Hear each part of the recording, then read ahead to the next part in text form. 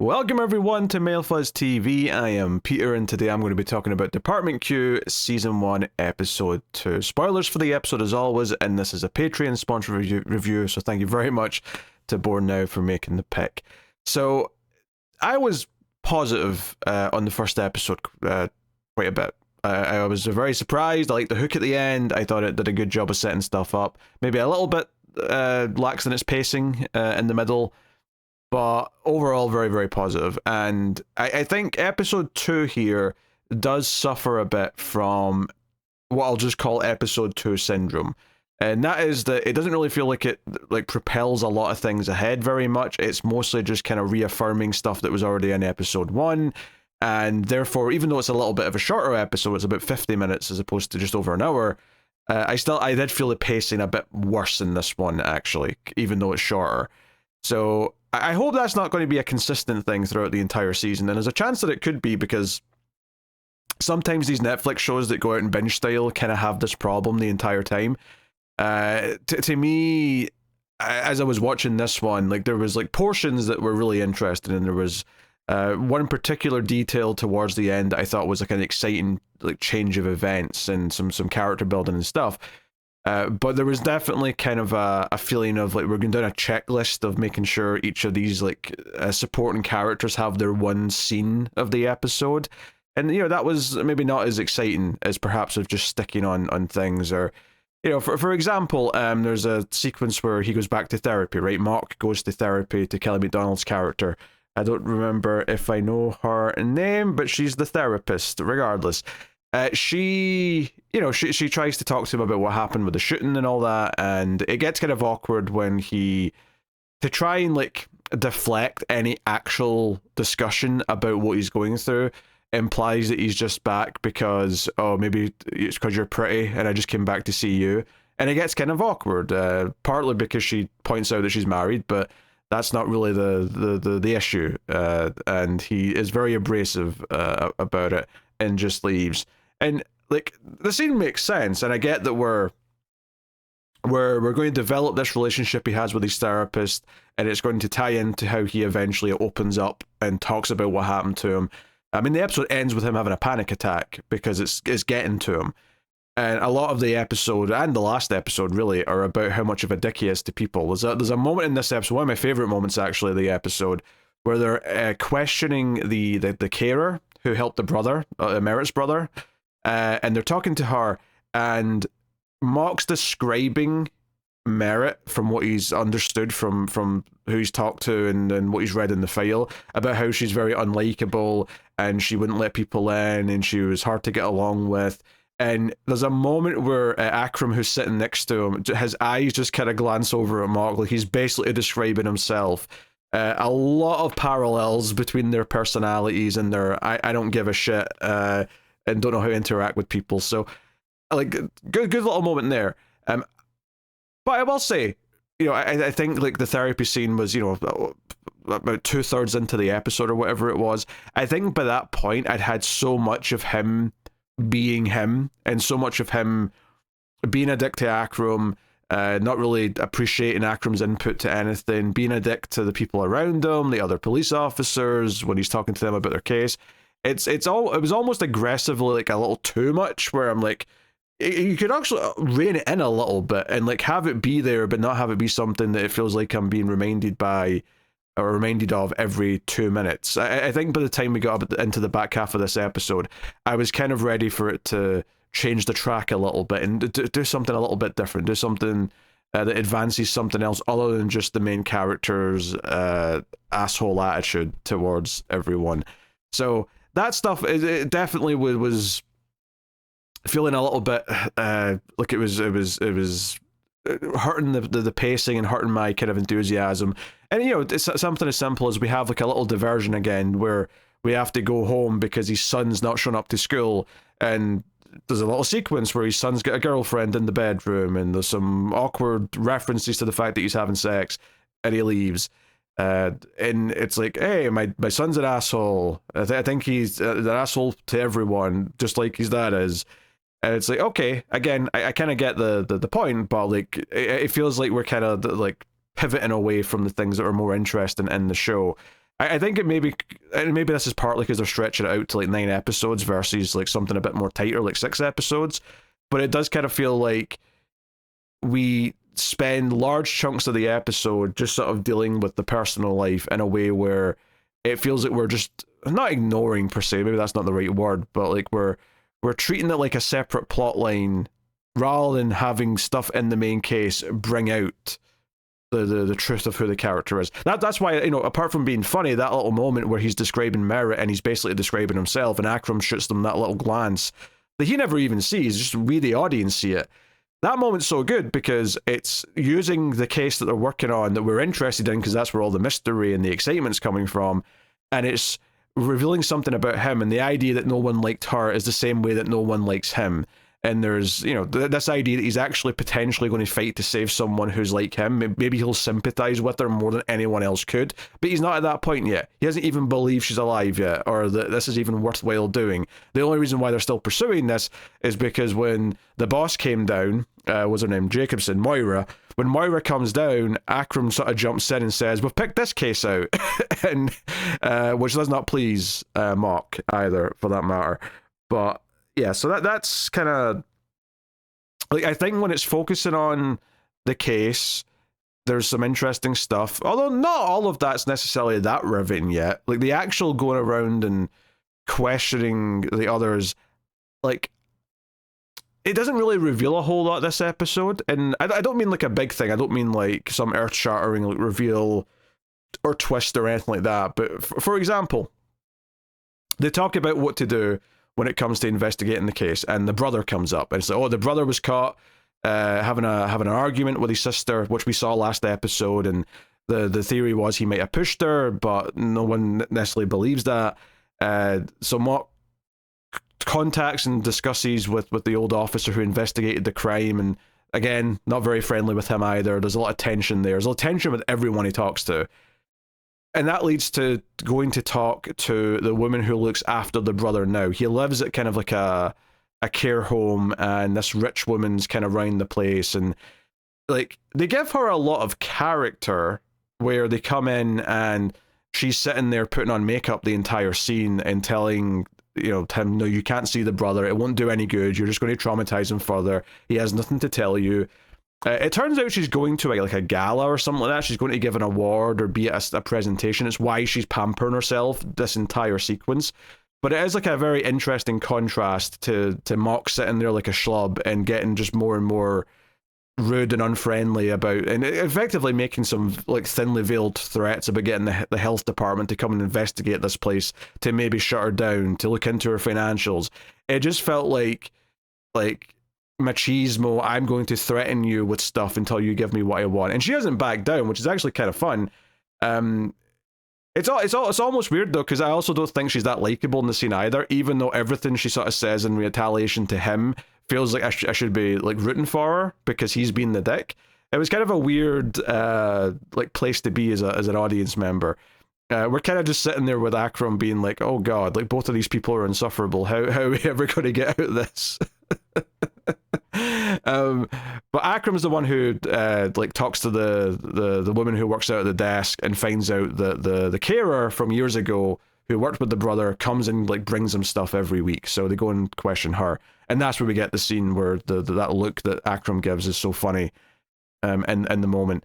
And you know, I like that little sequence because even though we don't learn a whole lot of new stuff, that little moment's a good character bit for him. And at the very least, you know, the carer lady, you know, I said last episode that she clearly didn't like Merritt very much, and she admits that this episode. She talks about that. You know, she doesn't really have friends and all that, and that's kind of what the other look is a part of, is this idea that yeah, Mock doesn't really have friends, and no one else wants to be around him, and so on and so on. But she does say that she doesn't think her like that Merritt would have left him intentionally. She sort of like, she ends on a positive note that for all of the faults that she had with her, for all of the things that she did not agree with Merritt on, she never believed that Merritt would ever like intentionally leave her brother. So something must have happened to her, regardless of how she feels about her. So I like that. That's a nice little moment, because it kind of sells the idea, right? But I do like the interesting idea of what this is a person who arguably not a lot of people actually want to find, right? Because she made a lot of enemies being a prosecutor, and people hate her guts. You know, they say that multiple times in this episode, that they, like, she had more enemies than like any of the police force do, because she was the one putting them actually away for X amount of time. And that leads to when we actually see her again. We get a little bit of her at the start of the episode, like doing her routine in the tank. But later on, we get more meaningful kind of stuff where we see she's been fed. We see that she's writing on the walls of the tank, basically past cases that she did, where she has like a name and a year and what the crime was. And it sounds like once we hear her captors talk to her, which appears to be a woman and a man, they use a voice modulator so she can't tell who the voice is. But it appears to be an older woman. The man, I think, is younger, so I'd maybe guess a mother and son. But again, we don't get like a clear look at the face of the guy, so maybe he's older than I think he is. But it seemed like he was a bit younger than she was. And they basically seemingly every month ask her to guess why she's been taken. And she has this guess for them, this woman that she put away. And we get a little flashback. And that was actually the other thing I was wondering about getting into this episode, is that first episode is so heavily like balanced between going to these scenes with Merritt and what turned out to be flashbacks, but we didn't know that until the end of the episode. And I was wondering, like, are we still going to get like past timeline stuff with her? Are we still going to get scenes of her doing stuff other than just being in this tank? And we do get one here where she talks to this girl that she didn't, well, maybe putting away is maybe not the right term. She was supposed to be someone who was going to testify and get her sentence reduced or get a deal made, but then her testimony was useless, effectively, by the sounds of it. And she says she's remembered more stuff, and she wants some improvements, immunity, for her sentence to be reduced or thrown out. And Merritt just doesn't believe her and very coldly says that it's not happening. And the girl like freaks out and starts yelling and screaming and dropping C-bombs and whatnot. So it cuts back to like the tank, and she's like, "Oh, was it her? Was it her? Are you like her sister or something?" And they just laugh in the microphone. And Merritt says that she would rather die than sort of keep living like this, but they just mock her and say, "Hey, like, you could have stopped eating like a long time ago. You could have found a way to die if you really, really wanted to." So they are just tormenting her, and obviously these little conversations are fairly regular. And I mean, it sounds like it's been a little while since the last one, because they say they were away for like a little trip, but it feels like they regularly come on and like taunt her and try and ask her and then laugh when she doesn't get it right. So it's like, okay, that's interesting. And it's a parallel to Mock, because Mock's obviously wondering who shot him, who did this to him and his partner. Is it an enemy they made in the past? And he's racking his brain to try and figure out. So there's more parallels between him and Merritt and maybe the enemies they've made. And so a lot of them will be justifiable enemies because they're just doing their jobs, but is there some where they have made their own bed by acting a certain way, by being extra malicious when they didn't have to be, or so on. Actually, because when Mock goes to see the police officer who worked on the case originally, and he's at like a Christian like rehab group or something, whatever it is, and the guy says, "Look, I've taken responsibility for everything I did and like all the maybe mistakes I made when I was doing the job and when I was an alcoholic and stuff." So I think this idea of like actually accepting and taking responsibility for the mistakes and the bad things you've done is a big theme of this episode, or this show in general. Like, the villains seem to want Merritt to take responsibility as much as they're doing it out of revenge and malice. They want her to repent for something they believe she did wrongly.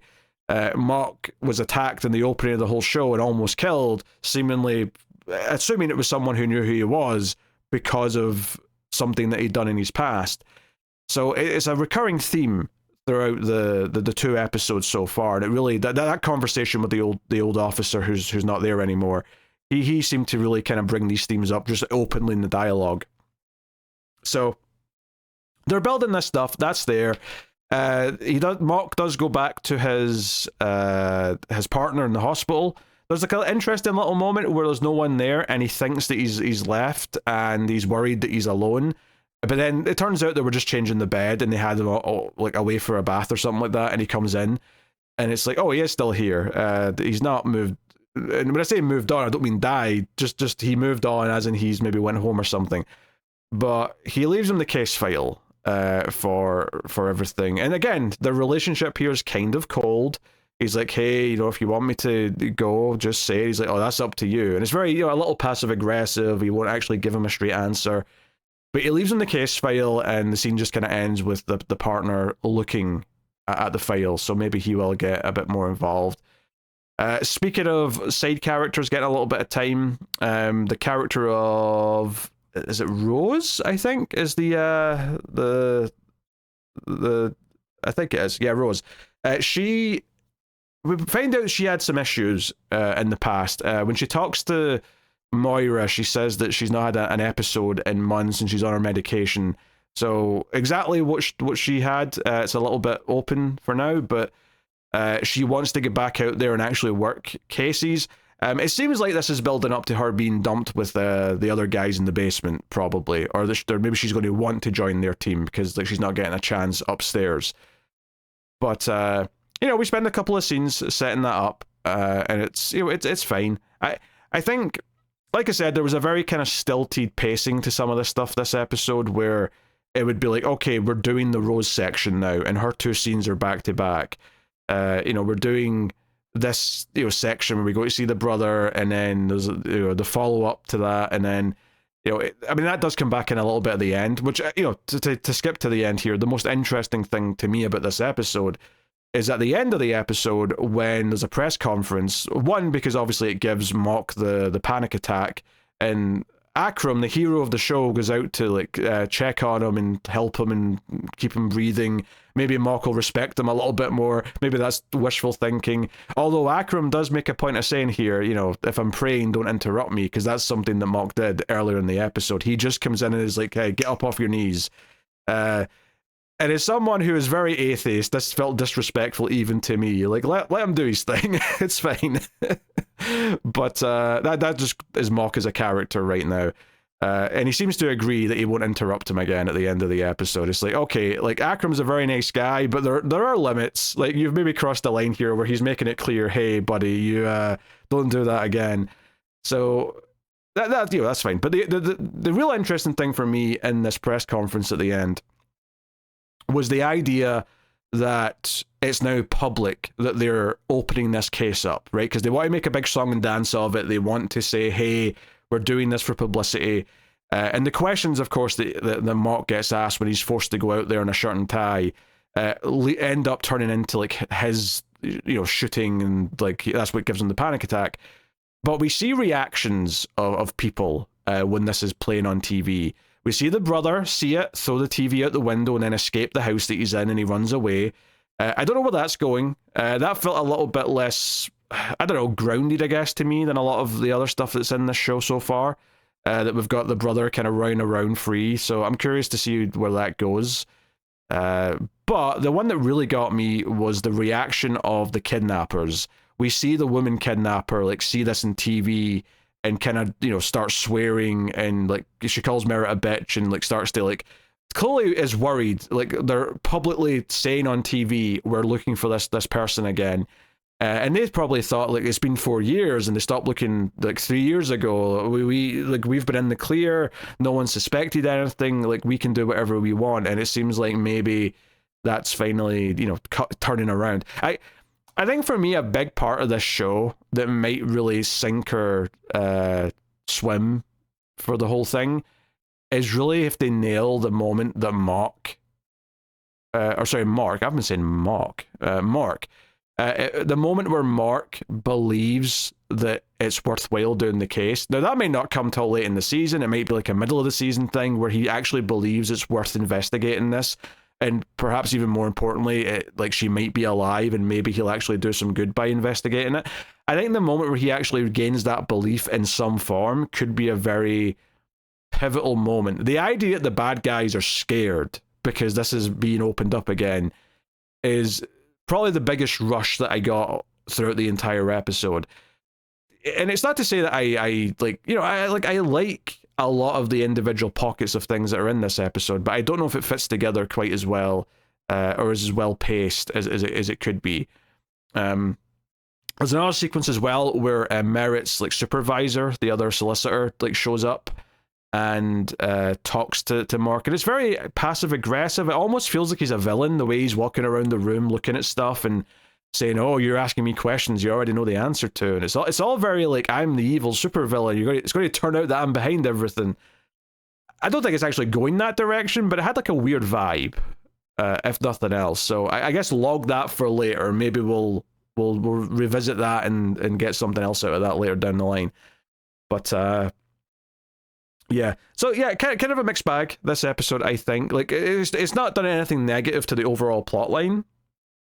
Like, I'm still interested in the case. I'm still interested in kind of the humanization of Mark, and Akram being this good kind of like angel on his shoulder, and like when he accepts Akram, that should hopefully be a cool big deal as well, where it feels like, oh, he's accepted Akram as a colleague, as an equal, as a friend, even, dare I say.